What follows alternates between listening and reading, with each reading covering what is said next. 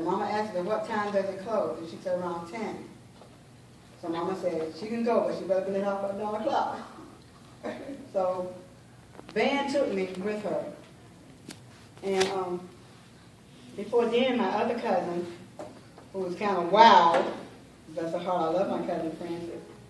She was kind of wild. She told me, she said, you're going to have to start saying something about it because they're talking about you. They're calling you, what's the word they used back then?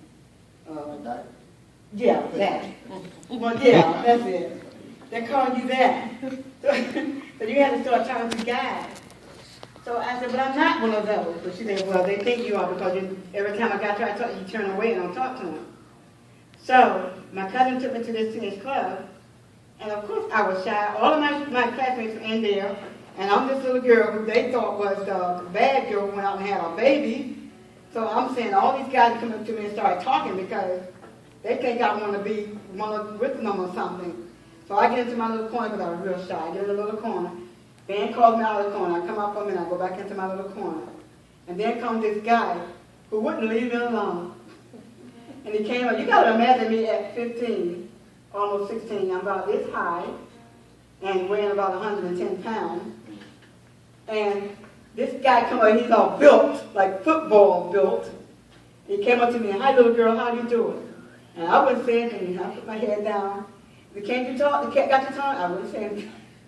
And my cousin came back over, and she said, this is my cousin, and blah, blah, blah. She started talking to him about me and stuff. And he said, why don't you talk? And she told her, well, she's kind of shy, she doesn't talk much. So we went on home. After that thing was over, he kept watching me, kept coming over to me, and I still wouldn't say anything, so he would go somewhere else and just look at me and talk to me and stuff. And I went home, and so I started going out with my cousin every weekend. And one day, my cousin I came and got me, and we went somewhere, we went to another place. And this was somewhere I was forbidden to go. My cousin was she was married to her boyfriend, she was going to spite him, which is someplace on what they call a block. And I went there with her, and she got lost. I'm sitting here all by myself in a place I think they call it a Blue Light. It was beside a place called Benny Boys on Elmore Avenue, don't forget that. And they had a jukebox in there. And I was sitting in there with her, and then she left because her boyfriend came and got her, and I was left by myself. And of course, I don't know what I'm doing. I don't know what to do. I'm sitting like a little fool. And some girls come and get me, and they said, hey, come up here to this place over here. I followed them up there, and we saw these guys up there. They were dancing and everything. So I stayed with her, and, I was seeing the lights were down low, so I thought everything was okay. It was kosher. So I sat with them for a while, and those guys started kind of stupid. So I said, I'm going and find my cousin. So I came out of there, and I walked around to where this teenage club was again, the Elks Home. I walked around there, and I was standing over looking for my cousin. I couldn't find him. Here comes this big guy again. Hey, little girl, there you are. Where have you been? Blah, blah, blah, blah, blah. And I didn't see her, so again, I didn't want to talk to this guy. I said, leave me alone. He said, I'm just trying to talk to you. I just want to talk to you. Can't you talk? And I just said, leave me alone. And I said, I couldn't find any bedroom, so I said, I'm going home. He said, look, you're too little to be walking home by yourself. Let me take you home. And I knew I wasn't in a car with a boy. And I said, no, I go by myself. And so he followed me. And I was kind of glad he was, but I was scared. It was dark. It was dark. And we had to go through a path. It was a dark street. And he followed me all the way there the whole time he was talking to me. And he followed me until I got home. And then I said bye. He said bye. And he went on home. So then after that, the next weekend I went on. He came up, he started talking. I talked back to him. He told me, he said, look, my name is Johnny. He said, what's your name? Because you're a cute little girl. I know you don't talk to anybody. Blah, blah, blah. You know what I mean, dude. They're going to put that number on. You know how they do. So I told him my name and everything. And I said, I don't go out with boys. He said, well, you go out with me. I said, I don't go out.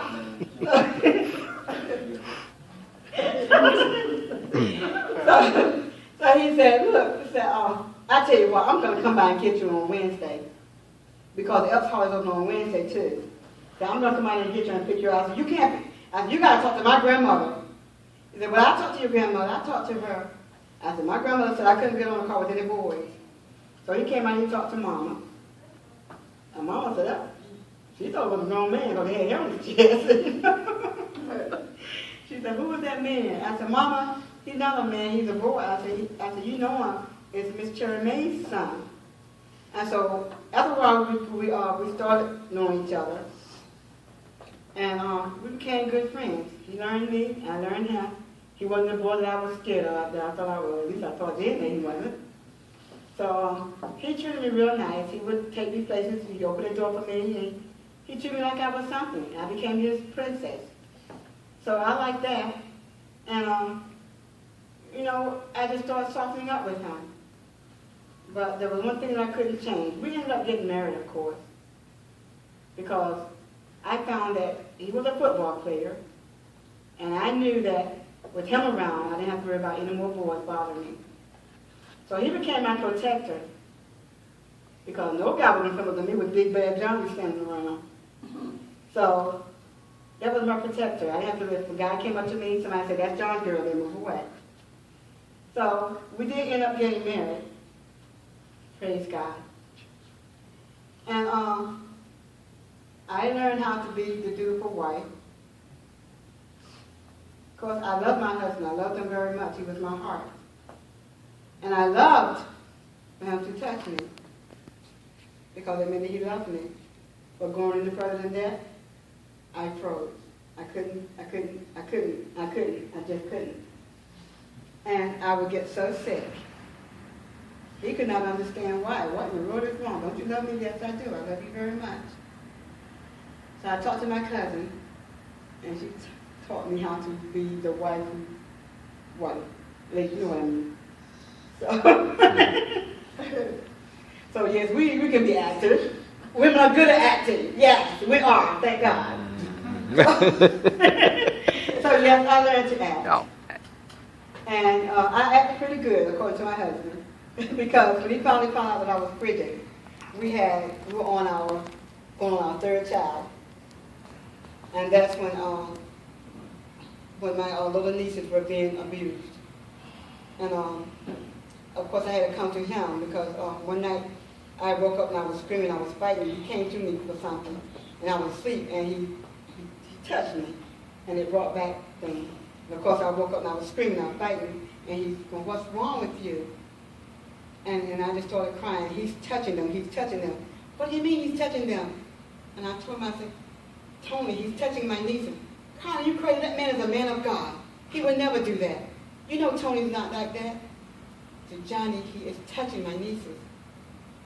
And we later found out that he was. And so when Johnny asked me, he said, why did you scream like that? How did you know? I told him, because it happened to me. I said, that's why I haven't been able to respond to you the way you want me, because I'm frigid. And he said, how in the world can you be frigid when, you know? And I told him that I had learned to be a wife. So thank God that I was able to save my two nieces. And they didn't have to go through most of the things that I went through. I declared with my life, I will not let another child go through what I went through. Because when I went through, I not only lost what was most precious to me, that which I was to save for my husband, it also took my life away. When that happened to me, Karen died. I was no longer me. Because inside of me was a dream. My dream was I was going to be a woman of God. I was going to be a woman like the women who were up in Holy Trinity Church. My dream was I was going to finish school because that's what I wanted to do to please my grandmother. My mother didn't do it. She was called the black sheep of the family. She had babies by a man, didn't have a father for any of them, never married. So I was going to prove to Mama that I could be what she wanted her daughter to be. But when that happened, the dream was gone. I could not be that girl anymore. That dream was taken from me. No longer could it be. I was broken. I was a broken vessel. Let me tell you, I was the vessel that God anointed me to be. And that's the vessel that the devil took and he broke. And the devil thought that if he broke that vessel, what God had started out with would be no more. But he's a lie. Because I was that vessel like that broken bottle. I read a story about a broken bottle when it was first made. The person who made that bottle made it into a beautiful bottle. And it was used for a purpose that it was made for. I was that vessel, and I was to be used for the purpose that God made me. That broken bottle was later, after it was used, it was tossed away. And I was tossed away like that broken bottle. That broken bottle was broken into pieces. I was broken into little bitty small pieces. Every part of me thrown everywhere. But now that same broken bottle traveled to the ocean. In the ocean, that broken bottle became little bitty pieces. And while it was in the ocean, that little bottle was hit and tossed around. Tossed around. Like everything was tossed around in me. All the hurt and pain in me was tossed around. I was tossed around in every way. Everything bad that could happen happened to me. But know this, at the same time that little bottle was broken, and when the sand came up against it and rubbed against it and grounded, I was grounded. It was grind. I was being rubbed against. And it hurt. It hurt so much. But all the time that little piece was being broken and ground against by the sand, that water would come again and wash the little grains off.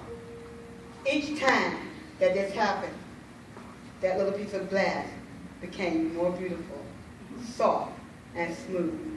And that's the way God prepares us when we're broken. He takes all the rugged edges off. All the rugged edges. He brings his sweet water in to wash off what hurt has caused in us. When they have dragged against us and crimed against us and ground against us to try to pull everything that God has put into us out of us, God comes back again and washes us with his water. Amen. His beautiful water. He washes us. And it smooths us out a little more. And after we're finished, that broken bottle is no more a broken bottle. There's that beautiful piece of glass that people are looking for on the ocean floors. That beautiful piece of glass that you might find as you walk on the beach, the piece of beach. You pick up a piece of glass and you rub it in your hand, and it's so smooth and so beautiful. That's what God wants to do to those who are broken. Oh, yes. God told me that I am broken, but I am beautiful. I thank God for making me the vessel that he would have me to be. Amen. That he took that broken body, that was me, that broken spirit, and he used me for his glory. We don't have to stay the way the devil had us to be. All we have to do is give our life to Christ. Oh, yes. Christ never leaves me. Yes. He never left me. Even when I was crying out, he was there with me. He always let me know that I am here and I love you, my daughter. No matter what I went through, God always allowed me to know that he was always there with me. Amen. He put people before me wherever I went. People who encouraged me and not discouraged. Praise God. These people God had in place because he knew that I would need them. Even my spiritual father was put there for that reason. One day I would need him, and God knew it. So he placed him there. But one day I would meet him, and he would add another piece to that body that was not put there before. I thank God in heaven that all of you who are broken, you don't have to remain broken. God is there to put you back together again. And when he renews you, you're going to be used for that purpose that he started in the beginning. Amen. But this time, you will not be of yourself. You will be a vessel that he has created, that he has shaped, that he has molded, that he has beautified for his glory. I am a broken vessel, but I am beautiful. Amen. That is my word. Praise God. Hallelujah. Thank you, Jesus. Praise God. Hallelujah. God. Thank you, God. God is so We might good. be broken, but we are beautiful. Amen. Hallelujah. Praise Thank you, God. God. Hallelujah. Praise Hallelujah. God. Glory to God. Hallelujah. We might be an outcast to others, but to God we are not an Hallelujah. He will restore us back to health. He will heal our spirit. Hallelujah. Thank you, God. Hallelujah. Hallelujah. God is a good God. Hallelujah. When no one else.